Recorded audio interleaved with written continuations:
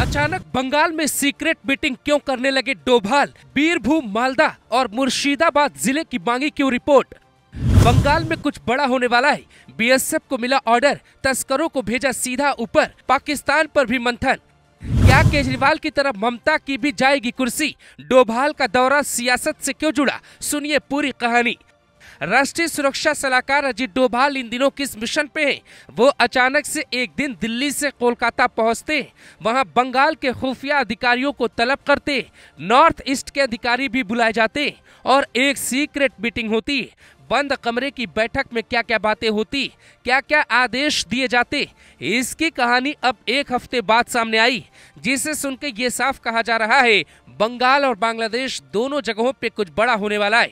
लेकिन सवाल ये उठता है कि जब डोभाल खुद वहां के अधिकारियों को दिल्ली बुला के रिपोर्ट ले सकते तो बंगाल क्यों गए? जानकार बताते हैं कि डोभाल हमेशा ग्राउंड पे जाकर हालात का जायजा लेते, चाहे वो दिल्ली हो या कश्मीर। अब बंगाल पे नजर इसलिए है क्योंकि बांग्लादेश, पाकिस्तान भारत के खिलाफ बड़ी गतिविधियां चला रही और पश्चिम बंगाल में देश के कुछ दुश्मन बैठे हो सकते। इसीलिए डोभाल ने जो मीटिंग की उसमें कई बड़े आदेश दिए।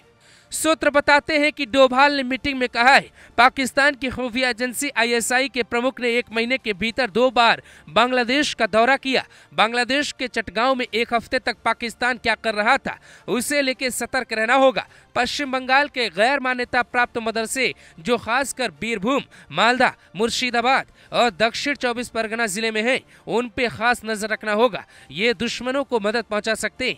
पश्चिम बंगाल और असम से जो जैश ए मोहम्मद और एबीटी के 19 गुर्गे पकड़े गए, उनकी तह तक जाना होगा। हमें हर हाल में दुश्मनों को मुंहतोड़ जवाब देना होगा।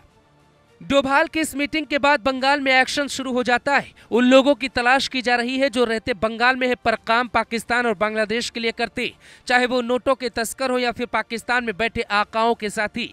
जो भी बांग्लादेश बॉर्डर से हिंदुस्तान की सरजमी पर अवैध तरीके से कदम रखने की कोशिश कर रहा है, उससे बीएसएफ के जवान सख्ती से निपट सकते।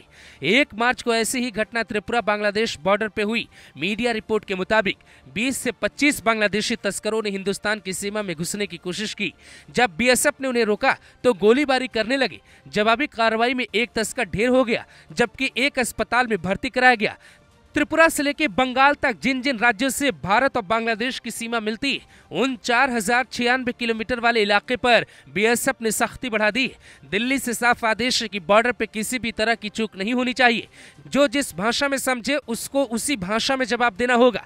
लेकिन डोभाल का ये दौरा सिर्फ सुरक्षा ही नहीं बल्कि सियासत से भी जुड़ा हो सकता है।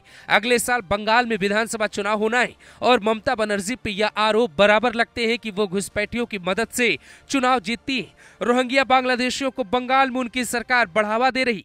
ऐसे में डोभाल का वहां जाना, सीक्रेट मीटिंग करना और फिर कुछ जिलों पर खास ध्यान देने के आदेश देना साफ इशारा करता है कि घुसपैठियों की कमर टूटने वाली, उनके आकाओं को सजा होने वाली है। और अगर ममता बनर्जी की पार्टी के नेता उनके मददगार निकले तो फिर बंगाल में बड़ा एक्शन तैयार है, जिसका असर 2026 में होने वाले बंगाल विधानसभा चुनाव पर भी देखने को मिल सकता है।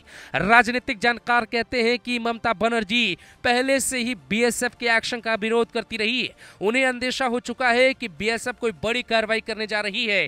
2026 से पहले डोभाल के आदेश पे बीएसएफ बंगाल में कोई ऐसी कुंडली निकाल कर लाएगी जिसके बाद ममता बनर्जी के पास जवाब भी नहीं होगा, जिसकी तैयारी बीजेपी अभी से करने लगी। लेकिन सियासत का मसला अलग है, सुरक्षा का मसला अलग है। इसीलिए डोभाल के दौरे को भले ही कुछ लोग सियासत से जोड़कर देख लें, पर देश की सुरक्षा के लिहाज से ये सीक्रेट मीटिंग बेहद अहम थी।